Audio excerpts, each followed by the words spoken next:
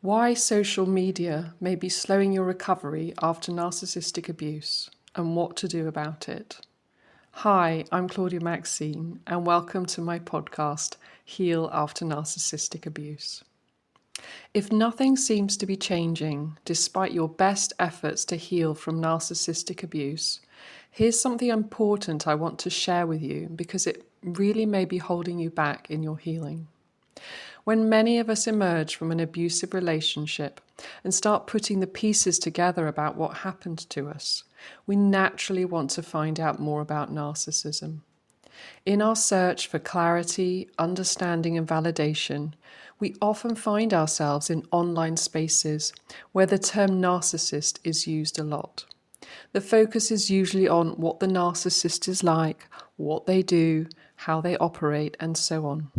Unfortunately, when this material is shared in such a highly evocative and emotionally charged way, often just to please the algorithm, it can serve to re-traumatize a victim of narcissistic abuse rather than aid her recovery.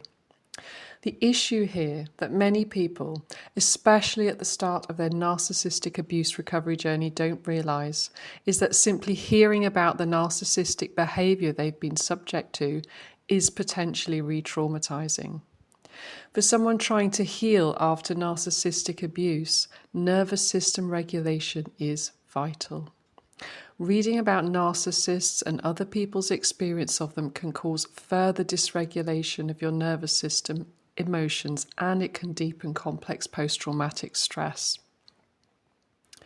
I've come across trauma-informed practitioners that blast in bold letters on brightly coloured backgrounds, the narcissist does this and the narcissist does that, and it's simply too much for a sensitive nervous system that needs peace and a felt sense of safety to heal.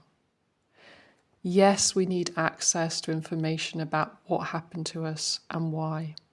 Yet in my experience, we need to choose what we consume and when we consume it, and we need to do so with mindful awareness so we don't re-traumatize ourselves. Yes, we need to feel seen, heard, and validated, but in the presence of someone who can hold our story with the care, the empathy, and the understanding it deserves, and who can help us move through it at a pace that heals rather than harms.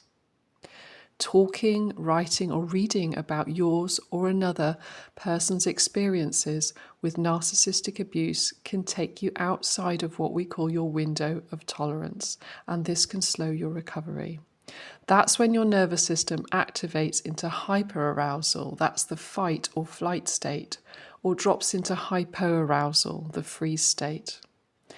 Until your experience has been fully processed and your brain has healed from the trauma, which will take time, repeating your own story or exposing yourself to other people's traumatic experiences triggers your nervous system to respond as if the danger's happening now. It's only when we share our experience mindfully and take in information about narcissism while our nervous system is regulated that we can heal. Unfortunately, I've been in Facebook healing groups facilitated by knowledgeable trauma-informed leaders, yet they still encourage us to share our experiences, and the sheer volume of narcissistic trauma in the space made it feel extremely unsafe to my nervous system. Not because anyone was doing anything wrong, but simply being exposed to other people's wounds and trauma histories is overwhelming when you're struggling to deal with your own. Personally, I found myself triggered, overwhelmed, and needing to leave, and it took days to recover. So how can we learn about narcissism and what happened to us in a safe way? And how can we share our story without it re-traumatizing us? Well, here are some of my suggestions. 1. Curate your social media feed by removing sources that expose you to other people's experiences of narcissistic abuse, that are simply performing for the algorithm rather than for your well-being, that are not trauma-informed, and that stress your system, for example, distressing news articles. Do include sources that help to regulate your nervous system, that make you feel good. Follow your interests, for example, art, poetry, nature, music. Add sources that bring you a sense of joy, of hope, of peace, of inspiration and connection. 2. Select books, articles and resources on the subject that interest you and consume them only in bite-sized amounts while practicing mindfulness. For example, you can be deep belly breathing while reading or listening to an article. This keeps your awareness with your body in the here and now. By staying present while reading potentially triggering material, your brain remains aware that although this happened to you, it's not happening now, and this allows for the processing and healing of your experience rather than re-traumatization. And regularly check in with your body sensations and emotions to stay within your window of tolerance.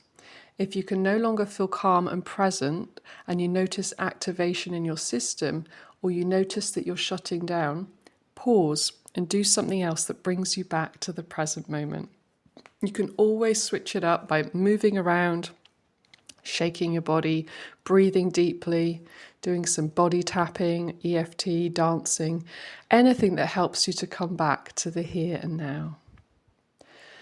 To stay in the present while reading potentially activating material, I recommend creating something I call a mindfulness box, which is a collection of sensory items you can turn to help bring you back to the present moment. In your mindfulness box, I suggest you include something for each sense. Something to smell, choose a scent that you like, for example, an essential oil. I personally love sweet orange as it's uplifting to my mood. Something to touch or hold that you like the texture of. I personally like to use a rose quartz crystal. Something that brings you a sense of peace, love or joy to look at. I have a photo of my loved ones, but you could have a photo of a place that you like or an animal or whatever it is that brings you a sense of peace, love or joy within. Include something to listen to.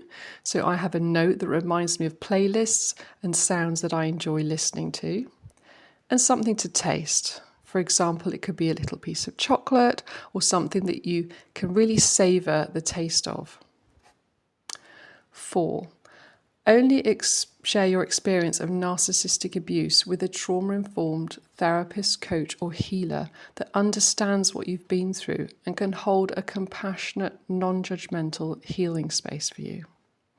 I believe they should be able to create a safe healing space where you can process your experience mindfully in their presence, help your nervous system and brain to heal at their own pace using trauma-informed modalities, hold your experience tenderly and empathetically, making you feel safe, seen, heard and understood without ever questioning the validity of your experience.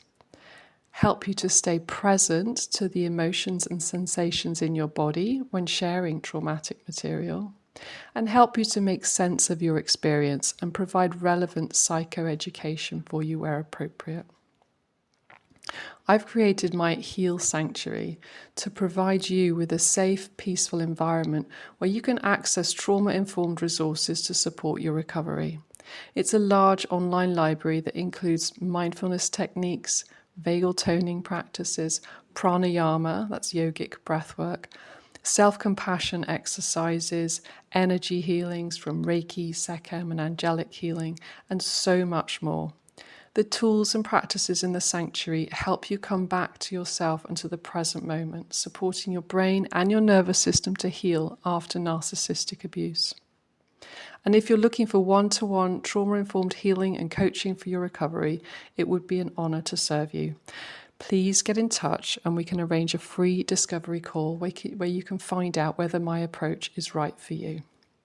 You can read more about my specialised Heal After Narcissistic Abuse, the Journey to Your True Self pathway in the show notes. Until next time, take good care and sending you so much love.